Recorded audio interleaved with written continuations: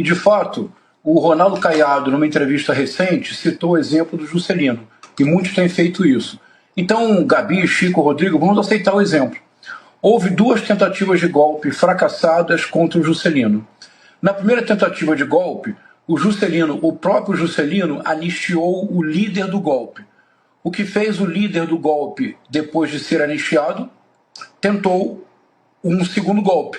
Foi um dos líderes do segundo golpe, contra o Juscelino, junto com o então capitão Bournier da Aeronáutica.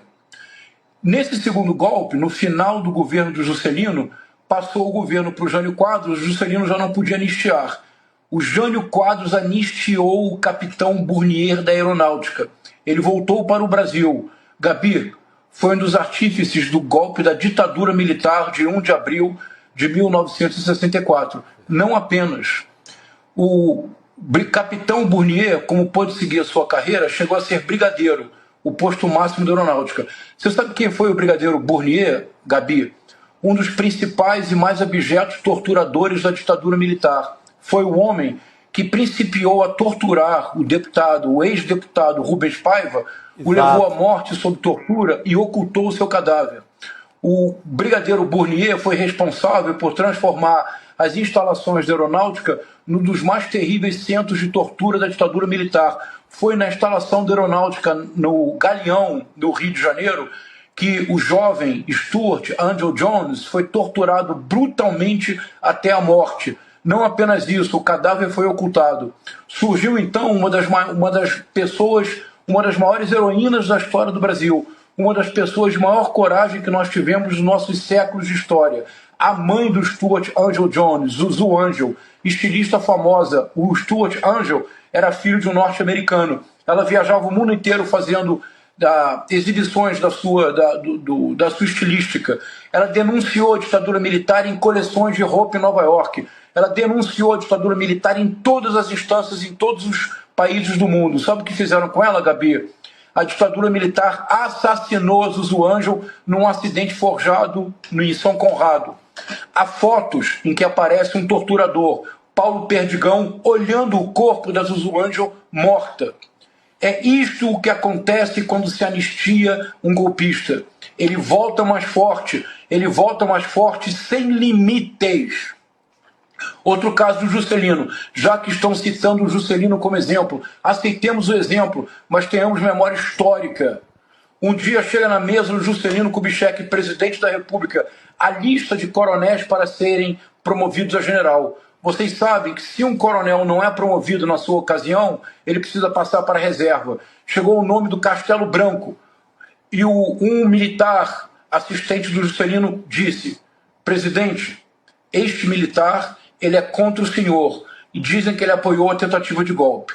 Perguntou o Juscelino Kubitschek: ele é um bom militar? Resposta que deram: é um militar exemplar, mas ele é contra o senhor. Resposta de Juscelino Kubitschek: ele não precisa ser a favor de mim, ele precisa ser apenas a favor da democracia. Promoveu o Carlos Castelo Branco a general, Chico. Aliás, cearense como você, Chico. Exatamente. Quem foi o primeiro presidente da ditadura militar? Exatamente. Castelo Branco. Ele. O Castelo Branco, presidente da República, um dia chega à sua mesa a lista de políticos para serem caçados.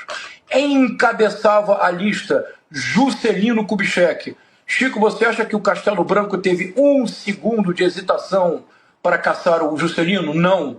Carlos Castelo Branco, que deveu a sua carreira a Juscelino Kubitschek, caçou os direitos políticos de Juscelino Kubitschek, exilou o Juscelino Kubitschek, perseguiu o Juscelino Kubitschek, que depois teve um acidente muito mal explicado e não pôde ver a redemocratização. Não é tudo, Gabi, se você me permite, rapidamente. Sim.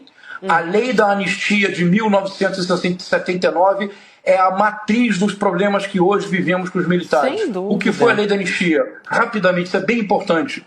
Uma lei promulgada pelo João Batista Figueiredo em 15 de agosto de 1979, que tem 2 aberrações. A primeira delas é o arco temporal. Isso, Rodrigo, ninguém presta atenção, porque você pensaria que o arco temporal da lei de anistia seria anistiar os crimes políticos entre 1 de abril de 1964, data da ditadura, e 15 de agosto de 1979, data da promulgação. Gabina não. A lei da anistia, Chico, vai de 2 de setembro de 1961 a 15 de agosto de 79. Por quê? Porque logo após a renúncia do Jânio Quadros, no dia 25 de agosto de 1961, as Forças Armadas Brasileiras começaram a conspirar. 1.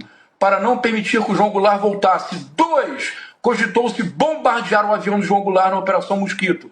Por isso, o avião do João Goulart chega no Brasil voando abaixo do radar, correndo risco de queda. Voou abaixo do radar para que as Forças Armadas não localizassem o avião. 3.